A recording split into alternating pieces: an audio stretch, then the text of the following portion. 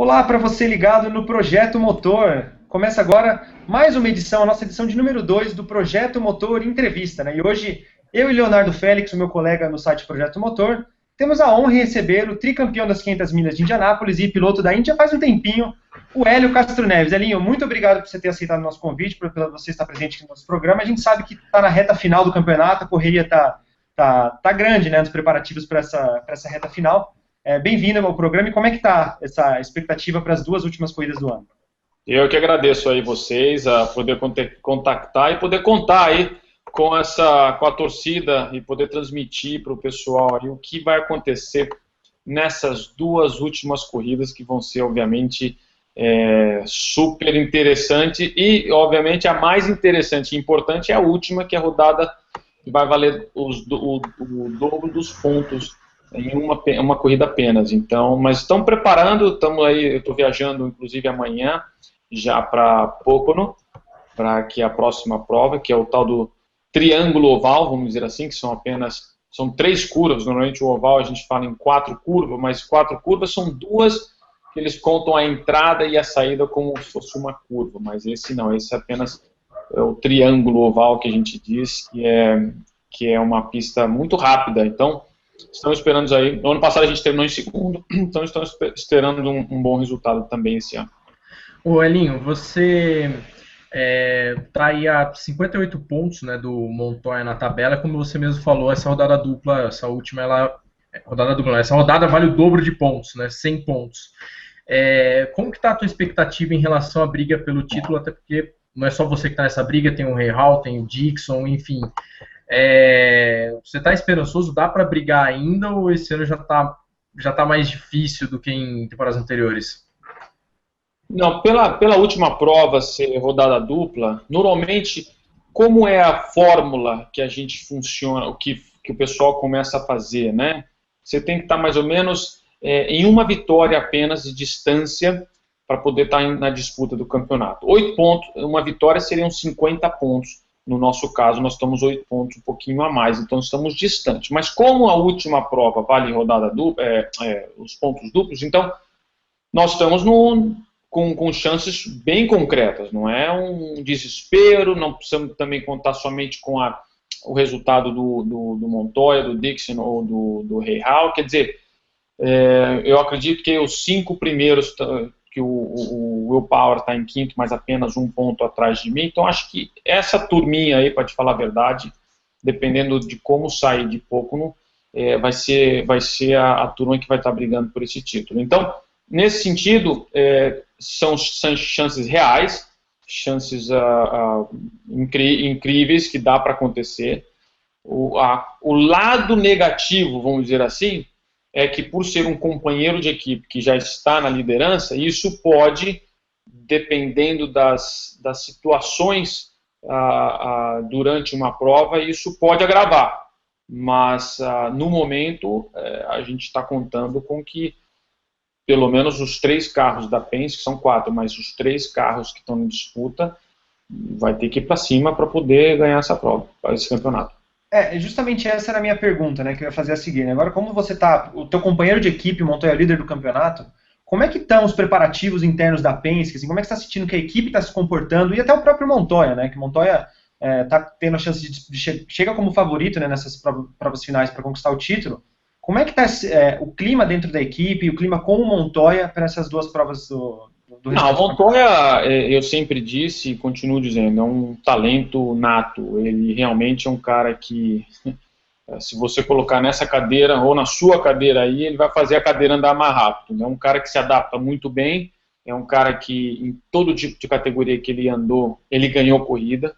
Então é um cara que, nesse sentido, uma disputa de título para ele não faz a diferença em termos de ficar mais nervoso ou menos nervoso. E em relação, entre a gente também, o parâmetro dele é o mesmo, né? Ele segue da mesma forma, não está mais exigente, ou pior, ou negativo, ou positivo. Ele está normal, o que, para dizer a verdade, é o que a gente já esperava. Aliás, esperava até mais que ele não ia nem estar olhando para o nosso acerto, fazendo as coisas somente ele, mas não, pelo contrário. O ambiente de nós, entre os 4 pilotos, segue muito forte. Eu acho que a força do Roger é o que predomina, entendeu? É o que muitas outras equipes, não só de Fórmula Indy, mas até de Fórmula 1, é o que não tem esse leadership, como a gente diz aqui, né? Um líder dentro da sua equipe, ditando as formas como vão ser feitas. Então, acho que isso é que está ajudando a manter um clima muito positivo. E aquilo, a gente quer ganhar, obviamente, para a equipe Penske, mas acho que cada indivíduo quer dar esse título para o Roger. E Elinho, no ano passado, né, a Penske voltou a conquistar um título na Indy, né, com o Power, depois de vários anos brigando, chegando ali perto sempre na disputa e no final perdendo. Só que ano passado foi uma briga meio que interna, né, você contra ele ali no final. E agora tem mais gente na briga de outros times também, especialmente o Dixon, que é um cara sempre perigoso ali. Rola uma pressão ali entre vocês, puta, meu, a gente não pode vacilar e entregar para esses caras de novo. Como que é essa relação de vocês como equipe em relação a isso? Não, Leonardo, perfeito a maneira que você colocou. É engraçado que a preocupação maior é até com a equipe Ganassi, que é o Dixon, não é nem tanto o Rahal. Apesar do Rahal estar vindo fazendo um campeonato, vamos dizer assim, inesperado, né, por ser uma equipe, talvez não seja uma equipe nova, mas é uma equipe, em comparações de estrutura, não se compara a uma estrutura da Ganassi ou da Penske. Então, a gente está mais focado, inclusive, no pessoal da Ganassi do que até no pessoal da Rahal. O que talvez isso pode ter sido até um erro, porque hoje quem está mais próximo no sentido é o próprio Graham Rahal, que é o que está em segundo no campeonato. Mas, como eu disse, são provas que a gente acha, há pouco não é uma prova que a equipe pensa que se deu muito bem ano passado. Sonoma é uma prova que a gente tem uma característica com acerto ser muito confortável para o nosso carro. Então, nesse sentido, a Ganassi a gente acredita que é uma equipe que, por ter companheiros de equipes também, pode ser que isso acabe entrando numa certa estratégia. Por isso que a gente está focado não só nisso, mas o mais importante é ter um carro competitivo, um carro rápido e seguir adiante, porque também a gente não pode ficar focado no que as outras equipes vão fazer, porque a gente não tem controle nesse sentido, mas o que a gente pode fazer é continuar trabalhando da maneira que a gente veio trabalhando esse ano inteiro e esperar que a gente termine aí 1, 2, 3 nesse campeonato.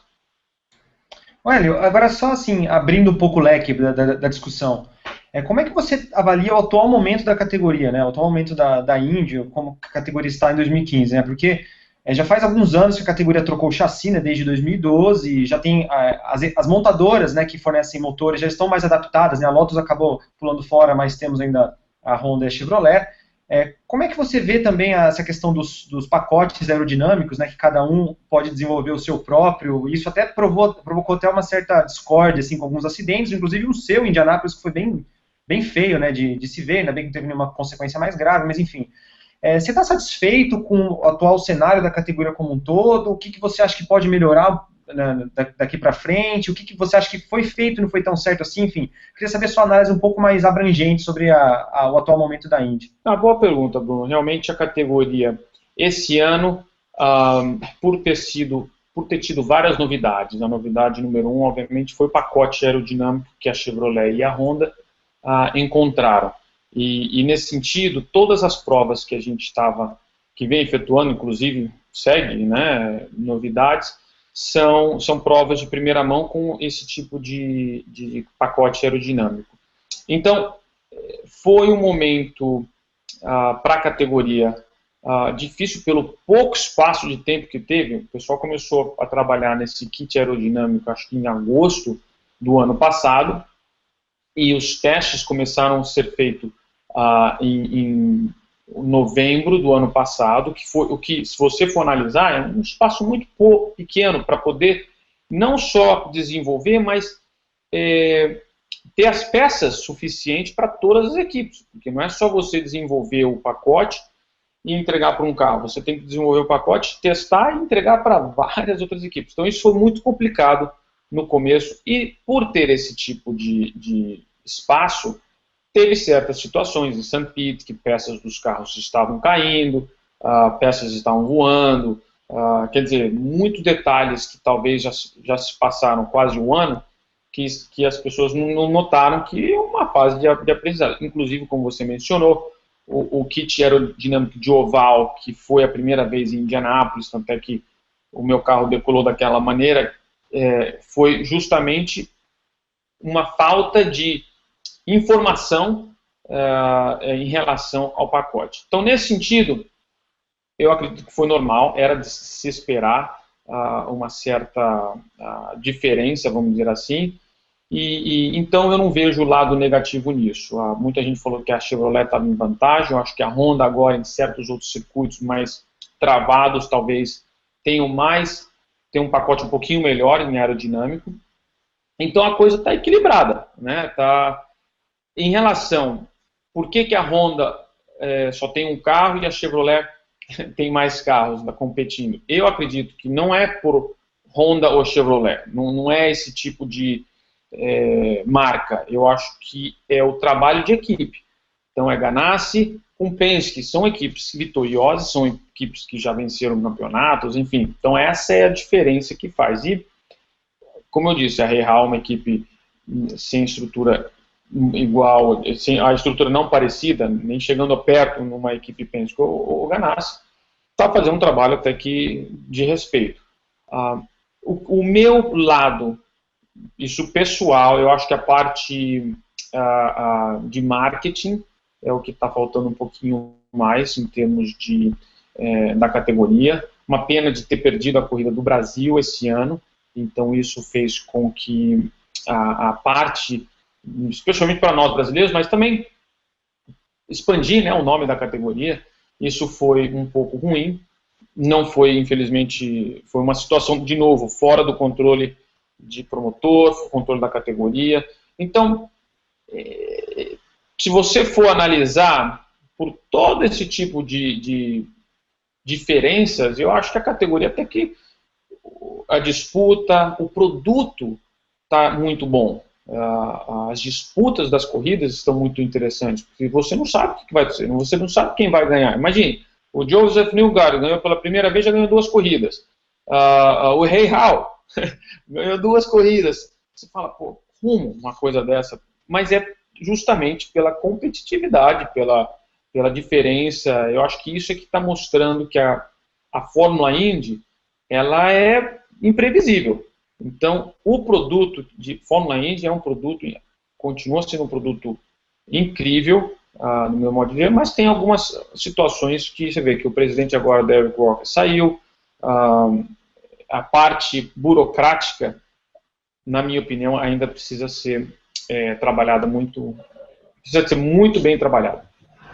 Agora, o Elinho, fazendo um paralelo com a Fórmula 1, vocês viveram de 2011 para 2012 uma coisa parecida com o que a Fórmula 1 fez em 2013, que foi questão de troca de motor, né? Uhum. Vocês estão com motores de 2.4 turbo, que é V6 também, se eu não estou enganado. O da Fórmula 1 é uma arquitetura bem parecida, só que ela é de 1.6 litro, né? Uhum. E tem também a tecnologia híbrida, enfim. Mas a Fórmula 1 ela recebeu muitas críticas por causa disso, né? E no caso da Indy, essa transição ela foi muito mais tranquila, assim, os fãs não se mostraram tão arredios. Você acha que esse é o caminho mesmo, é apostar mesmo nesses motores menores, com turbo? Você gosta disso ou você prefere aquele automobilismo old school mesmo, como muitos fãs da Fórmula 1? Primeiro a gente tem que saber a razão por que a Fórmula Indy fez isso. A Fórmula Indy fez isso quando conquistou a Chevrolet e a Honda. A ideia deles justamente foi para que todo tipo de tecnologia que eles desenvolvessem nesse momento para a Fórmula Indy também passasse para os carros normais de rua. Obviamente o V8, o V10, hoje em dia os carros que não tem muitos carros para que eles possam lucrar, vamos dizer assim, as manufacturers, as companhias de carro, agora são todas V6 né, V4, e o turbo, obviamente, manteve para que possa produzir a potência maior. Então você vê que esse ano, na Indianápolis, a gente chegou aí a 233 milhas, que foi a média que eu fiz antes da classificação. Então dá para você aumentar a pressão do turbo para poder aumentar a potência e voltar novamente, porque o maior problema são os acidentes, a parte burocrática da pista. Eles não querem que passem de um certo limite, numa certa velocidade, porque isso pode... Enfim, os advogados, eles preferem, para que não tenha nenhum processo, nenhuma demanda, eles preferem com que a velocidade continue mais baixa nas corridas, mas para a classificação eles liberam. Então, por isso que a transição dos motores foi um pouco mais fácil. Na Fórmula 1, a política é diferente. Ali é quem faz a tecnologia melhor, ali é quem consegue extrair melhor, talvez por ter a parte, né, de energia, que é o que hoje em dia parece que é onde os carros vão acabar indo para esse caminho. Então eles procuraram desenvolver esse lado, e eu não vejo se vai mudar mais para frente. Talvez por a Fórmula 1 ser uma categoria que todo mundo sempre escutou os motores com o giro muito alto. Isso, né, foi uma transição muito forte para o fã da Fórmula 1. Então talvez por isso que as críticas foram maiores do que da Fórmula Indy. Olha, você está no mesmo lugar, né? Você está na Penske já faz 15, 16 anos, né? Já está um bom tempo na mesma equipe, mas você viveu momentos muito diferentes, né? Você entrou na Penske, você estava ainda na Champ Car, né? A antiga kart, vivendo uma outra era, uma outra fase da equipe, a fase de ouro, né? Que muita gente gosta de citar da categoria. Depois você foi para a IRL, né? Que era uma categoria só de oval, né? Acho que no seu primeiro ano foram só ovais. Yeah. E agora a gente está tentando voltar, né?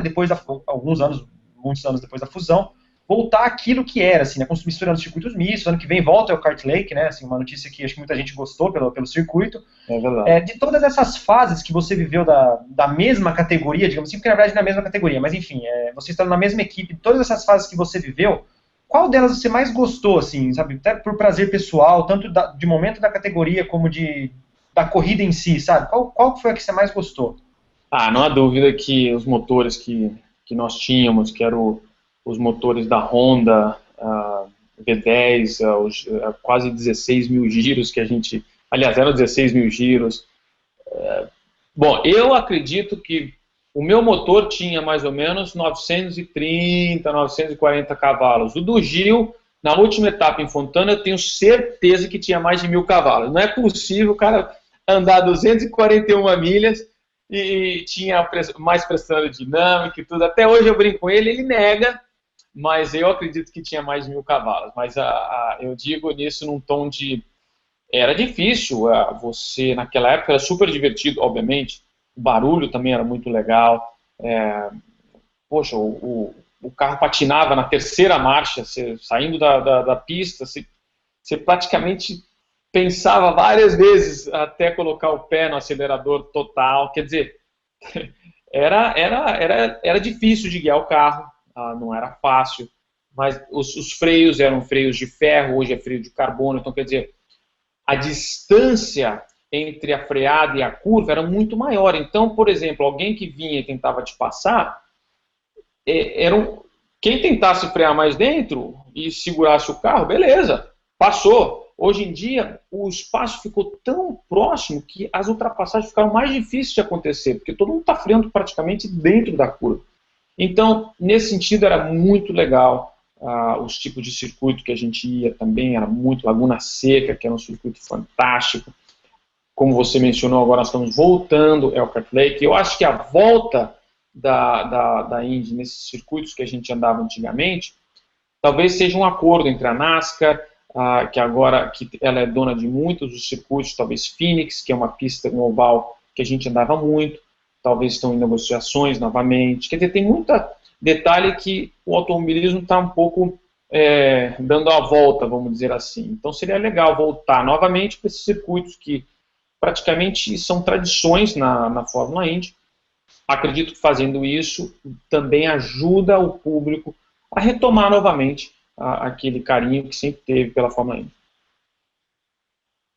E como é que você mencionou essa questão da NASCAR, né? Assim, que, até para explicar para as pessoas, né? Que justamente tem muitos fãs ainda da época da kart, da Champ Car, anos 90, anos 2000, que imaginam assim, que realmente a Indy tem esse poder de bater de frente com a NASCAR, que tem um público tão grande quanto, e que, enfim, eu queria que você explicasse para quem está assistindo como é que é essa divisão, assim, né? Como que cada uma compete com o seu nicho, com o seu público, né? Que são públicos, parecem que são públicos bastante distintos, enfim, como é que é essa situação nos Estados Unidos?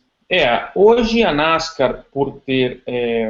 agora ela mudou de canal aqui nos Estados Unidos, que eles falam da NBC Sports, né? Ela juntou. Então, a Fórmula 1, a Fórmula Indy e a NASCAR são transmitidas agora no mesmo canal.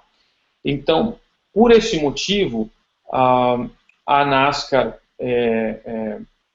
o que tem, obviamente, um marketing incrível, ainda é a categoria top aqui nos Estados Unidos, vamos dizer assim, onde todo mundo conhece. Nesses últimos 15 anos, eles fizeram um excelente trabalho de uma maneira para que as pessoas notassem, né, a categoria.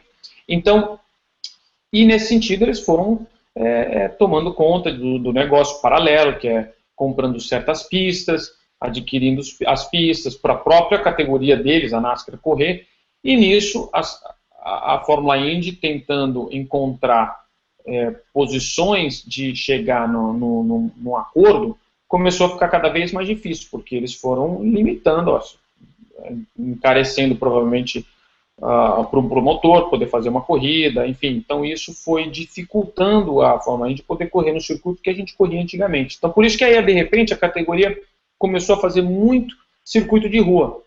Você vê que nós vamos para Boston agora, o ano que vem, um tipo de marketing diferente. A gente foi para Nola, tinha em Baltimore. Quer dizer, você vê que a categoria pelo menos está tentando criar outros tipos de circuito pelo fato de os circuitos permanentes, a NASCAR está pelo menos. Mas agora, talvez, como o business, né, muda muito, eles estão novamente voltando a renegociar isso. Eu acredito que vai favorecer muito a Fórmula Indy voltando nos circuitos que são de tradições. Mas essa é para contar um pouquinho como funciona aqui o sistema. Mas eu acredito que ajudou muito, dando a categoria Fórmula 1, Fórmula Indy e NASCAR no mesmo canal de televisão aqui nos Estados Unidos. Agora, Elin, falando um pouquinho sobre a sua carreira, né? Você, já, como o Bruno falou, você já está há muitos anos na Indy e, enfim, né? 3 vitórias em Indianápolis, já muitas conquistas. O que você planeja para o futuro, assim, no curto e também no médio e longo prazo? A gente sabe que a Indy, assim, é um pouco diferente da Fórmula 1 no sentido de que a longevidade é maior, né? Eu acho que se você quiser continuar correndo na Indy por mais, sei lá, 8, 10 anos, você provavelmente consiga. Tua meta é continuar na Indy, assim, no longo prazo, ou você já vislumbra alguma outra coisa para daqui a alguns anos? Não, boa pergunta. Eu lembro muito que eu conversava isso com o Gil de Ferran, né? Ele falou, vai chegar uma época que o pessoal vai começar a perguntar para você o que é o próximo? E está chegando essa época. E aí, quando é que você vai aposentar? Quando é que você... Mas, nesse sentido, para mim, a categoria Fórmula Indy me deu uma oportunidade muito grande de fazer o que eu amo, que é correr. Segundo, a equipe Penske é uma equipe que eu já passei por várias situações e a equipe sempre esteve lá. Então é como se fosse um casamento que deu certo, os nossos princípios são os mesmos. Mas antes de tudo isso, eu quero ganhar um campeonato. Esse ano, estamos aí disputando novamente um campeonato e eu quero conquistar esse campeonato, não importa, mesmo que eu vá de bengala para o carro de corrida, eu vou estar disputando esse campeonato. Mas, obviamente, a realidade é uma coisa, você tem que estar bem fisicamente, eu não quero estar correndo só para ser um número. Eu quero correr para ser aquele número, que é o número 1, que é estar disputando vitória, que é estar disputando corridas, competindo para vencer. Então, esse é o meu objetivo. Isso independente, se a Fórmula Indy chegar num ponto que agora criou uma outra oportunidade, o que deve ser, eu não sei ainda. Eu realmente não dei tempo para pensar, justamente para não tirar o foco do meu objetivo, que é continuar vencendo na Fórmula Indy. Então, isso que me dá gosto, de poder estar voltando, indo para cada corrida e descobrindo cada detalhe. É incrível que a experiência na nossa categoria prevalece muito mais do que um arrojo, vamos dizer assim, de um jovem que está começando. Pelo fato dos testes serem muito pequenos, então, outra coisa que ajuda é a experiência, por já conhecer a pista, por já saber os detalhes de certos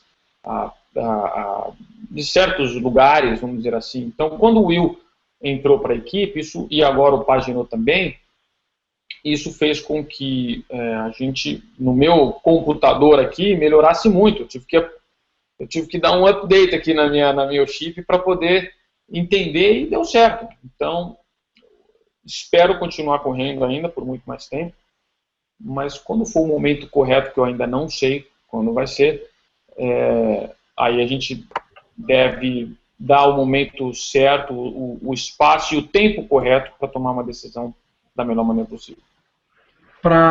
Até desculpa se já tivesse sido feito algum anúncio e eu não tiver sabido, mas para 2016 já tem acordo com a Penske, já tá renovado, já está certo? Como que está agora no curto prazo? A gente já tinha acertado com a equipe Penske o ano passado mesmo, há 2 anos. Então, nós vamos continuar mais um ano na equipe Penske.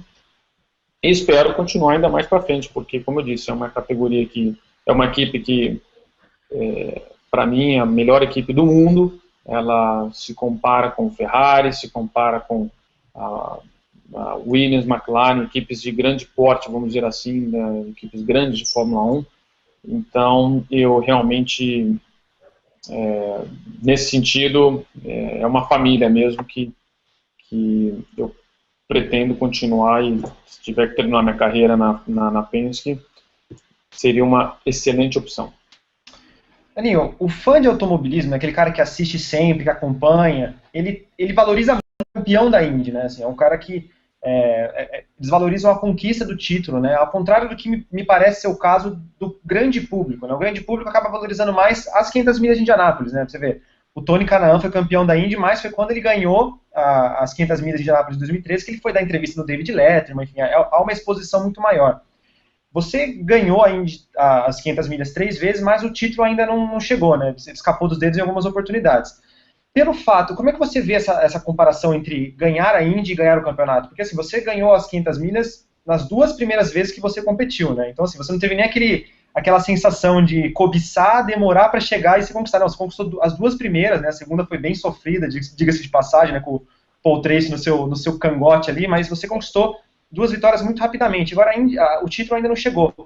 Se o título chegar, né, você vai acabar valorizando mais justamente porque você está tentando e ainda não chegou, ou ainda as 500 milhas têm um gostinho especial? Espero te responder essa pergunta no fim desse ano, né, Bruno? Obviamente esse é o meu objetivo.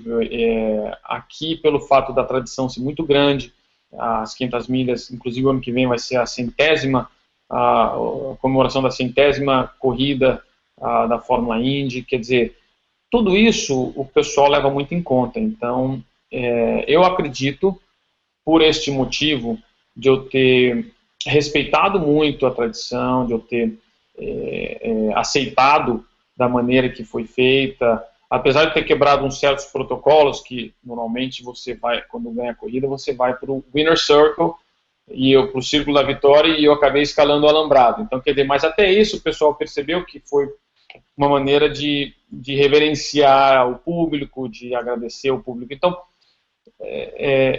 eu acredito que esse é o motivo das 500 milhas ser mais importante que um título, porque é uma corrida que é tão visada e muita gente conhece. Os pais levavam, são gerações e gerações, os pais levavam os filhos, e agora os filhos estão levando os netos, vamos dizer assim, nesse sentido que eu quero dizer, que é uma tradição que segue muito tempo. E é difícil você combater isso, né? Eu acredito que é quase impossível você combater isso, a não ser que o marketing da categoria faça com que o campeão da categoria se torne o mais especial ou igualmente especial como o vencedor das 500 milhas. Mas aí é um outro problema que está fora do controle dos pilotos. E nesse sentido, independente de ganhar ou não ganhar o campeonato, eu acho que, na minha visão, na minha maneira de pensar, eu sempre estive disputando, sempre trabalhei para estar disputando o campeonato. Se foi o destino ou não, aí é complicado a gente tentar explicar isso, mas eu digo que, para mim, obviamente vou continuar e não vou desistir enquanto eu tiver a oportunidade de vencer um campeonato. Agora, o Elinho, em relação às suas 3 conquistas na Indy, dá para dizer que a de 2009, pelos fatores extra-pista, né, que cercaram a conquista, foi assim a mais especial para você? Sim. Aí talvez venha parecida aquela pergunta anterior, né, por ter de 2002 a 2009, ter esperado um certo tempo, por estar fora da pista, ter aquele caso aqui nos Estados Unidos que a gente teve que batalhar para convencer e mostrar a verdade para o governo americano que a gente não fez nada de errado. Tudo isso, quer dizer, e nem saber se ia estar na corrida, né? Porque eu até perdi a primeira prova de St. Petersburg por estar novamente no júri, no jurado, tendo caso na corte. Então, nem saber se ter um ponto de interrogação, sabendo se ia participar das 500 milhas ou não, e de repente você sai de lá vitorioso, cara, isso foi, puxa, realmente uma sensação, um momento inesquecível, que realmente hoje eu entendo porque tudo aconteceu com isso. Então o cara lá de cima realmente me mostrou um sentimento que eu realmente não tinha visto, e para não deixar de ter fé e de acreditar no que acontece, o que ele faz, tudo tem um plano, e por isso que para mim foi muito importante a vitória de 2009. Agora o campeonato vai terminar agora em agosto, né? Não é novidade o campeonato terminando bastante cedo, né, no calendário. Em agosto já vai... O que acontece de setembro para frente? Como é que é a tua agenda? O que você faz de setembro até o começo do campeonato do ano seguinte, né? Porque tem muita gente que está conciliando, né? Vai conciliar a Indy com umas coisas da Fórmula E, né? Você pensa em fazer alguma coisa assim, conciliar alguma outra coisa? O que você tem em planos? Vou te falar um negócio. Puxa, é horrível. Pra gente que está aqui para tentar encontrar outra situação para poder correr. O primeiro que você tem que pedir permissão para a equipe. E, obviamente, a equipe barra muita coisa, o que tem sentido, por não conhecer outras equipes, pelo risco que você está sendo contratado para o ano seguinte, então você não pode se expor. Então tem muito detalhe, vamos dizer assim, que às vezes é difícil a gente poder fazer, correr um outro tipo de categoria. A novidade, talvez, para 2016 é que o campeonato talvez não termine tão cedo, ainda não tem nada oficial, mas rumores dizem que pode ser que eles estendam um pouquinho mais de agosto, ou comece um pouquinho mais cedo. Então, quer dizer, ainda eles estão na fase de para oficializar alguma coisa. Eu não sei nesse sentido, mas é muito ruim, porque no automobilismo não tem nada que você possa fazer na academia, ou no videogame, ou simuladores. Não há nada que compare no que você tem que estar fazendo, que é guiando. A única coisa que chega mais próximo é o kart, que é o que a gente faz, que a gente vai treinar aqui em Homestead, talvez umas corridas beneficentes, esse tipo de situação, para você ter pelo menos o ritmo, né, a velocidade, a aproximação de uma curva. Então isso é o que faz, é o mais próximo que a gente concreto pode fazer, mas eu adoraria fazer outro tipo de carro, voltar de novo para estocar, seria muito legal novamente, a fazer algumas provas, a própria Daytona, 24 horas de Daytona, que é em janeiro, quer dizer, todos esses detalhes, essas corridas que são bacanas, seria legal fazer novamente, justamente também para já começar meio que esquentar aí para o ano seguinte. Então é isso, Elinho. Eu queria agradecer muito a sua participação no nosso programa. Espero que você tenha gostado. Se quiser deixar um recado aí para quem está assistindo, né, para quem vai torcer por você nessas 2 últimas provas da Indy, fica à vontade. O espaço é seu. Não, obrigado. É isso aí, gente. Nesse final de semana e no outro final de semana, então são 2 finais de semana seguidos. Tem gente aí brigando pelo campeonato brasileiro, tanto eu, o Tony, que são os únicos brasileiros que já está há muito tempo na categoria, mas a gente ainda agradece a torcida, sabe que aí do Brasil, acredite ou não, por mais que seja um pensamento, mesmo que seja pequenininho, mas quando chega aqui, chega num volume tão grande que faz com que o nosso motor, o nosso coração acelere até mais rápido, vamos dizer assim. Então, espero contar com a torcida, porque título ainda tem as chances muito grandes. Então, basta a gente acelerar lá na pista. Eu agradeço aí o programa de vocês, muito bacana, espero novamente participar aí do programa de vocês. Pô, seria um enorme prazer, quem sabe, né, você como campeão. Aê! Então é isso, eu também agradeço você, Léo, obrigado pela parceria. Você que está assistindo a gente, acesse o projetomotor.com.br, siga a gente no Twitter, né, @projetomotor. O seu é @H3LO, né, Hélio? É isso aí, né? Exatamente. Siga também o Hélio Castro Neves. O E é em forma de 3, em vez de ser E, é em forma de 3. Esse é o meu hashtag no Twitter aí, no Twitter. Então, siga o Hélio Castro Neves também e fique ligado no projetomotor.com.br para mais atualidades, histórias e entrevistas sobre automobilismo. Um abraço e até a próxima.